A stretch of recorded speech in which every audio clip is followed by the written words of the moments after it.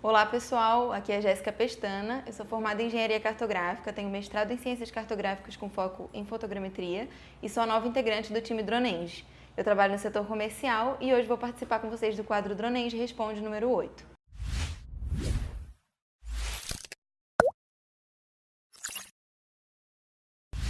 O quadro hoje é a respeito de pontos de apoio e a primeira pergunta é do Márcio Carvalho. Excelente série esta da Dronenge Responde, parabéns. Obrigada, Márcio.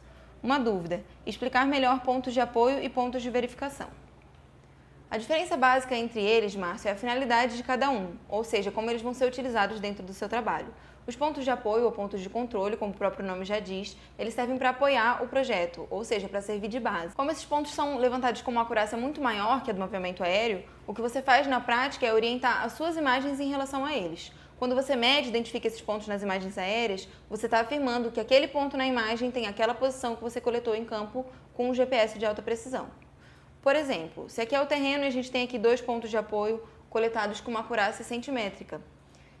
O nosso bloco de imagem está aqui um pouquinho deslocado. Se eu identifico que esse ponto aparece nessa região da imagem e que esse outro aparece aqui, consequentemente a gente está orientando todo o bloco de imagem. Você consegue enxergar?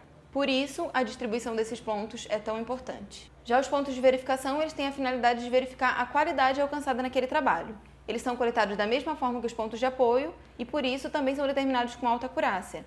Uma vez conhecida a posição desses pontos no terreno, o que a gente faz é medir a posição deles na imagem e comparar os dois resultados. Como a posição em campo foi determinada com alta acurácia, por exemplo, uma acurácia centimétrica, a gente toma essa medida como verdadeira e compara a medida realizada na imagem com esse valor. Quanto mais próximo forem esses valores, ou seja, quanto mais próximas forem essas coordenadas, melhor é a acurácia do seu trabalho.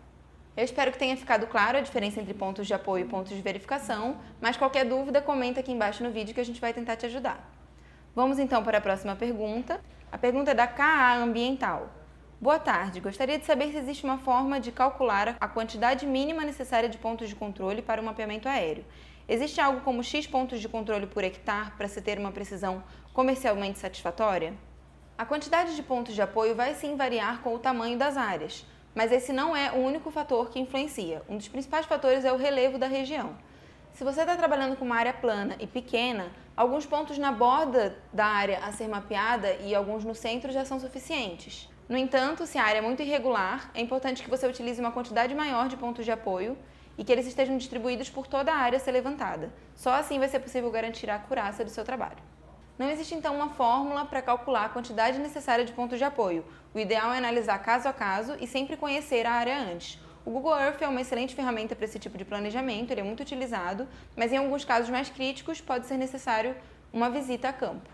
Eu vou aproveitar e deixar aqui na descrição do vídeo um link para o Drone Minuto número 10, que trata da distribuição dos pontos de apoio, e uma matéria também que explica melhor sobre esse assunto. Vamos então para a terceira e última pergunta. Ela foi feita pelo Saulo Gobo Menezes. Tem outro equipamento mais barato e, consequentemente, menos preciso que pode ser utilizado para gerar os pontos de apoio? Uma estação total poderia fazer isso? Abraço a todos. Existem sim marcas alternativas de receptores no mercado que alcançam precisões menores. Você consegue utilizá-las, mas é importante lembrar da finalidade dos pontos de apoio. Como eu expliquei na pergunta do Márcio, quando você utiliza os pontos de apoio, você está orientando o seu trabalho em relação a eles. Quando a qualidade desses pontos não é boa, você está inserindo essa qualidade ou esse erro no seu trabalho, podendo inclusive torná-lo pior do que sem a utilização dos pontos de apoio. Então esse é um cuidado que deve ser tomado. A qualidade oferecida pelo receptor que você utiliza na coleta dos pontos de apoio deve ser superior à qualidade do receptor embarcado no drone, senão não faz sentido a utilização desses pontos. Em relação à estação total, você consegue sim utilizá-la. Mas vale lembrar que a estação total não determina a posição do ponto como GPS. Ela realiza um transporte de coordenadas. Então você vai precisar partir de um ponto de coordenadas conhecidas, como por exemplo uma base da RBMC. O que acontece é que quando esse ponto de coordenadas conhecidas está muito distante do ponto de apoio que você quer determinar, o tempo e o custo do deslocamento para realizar esse transporte de coordenadas pode não compensar.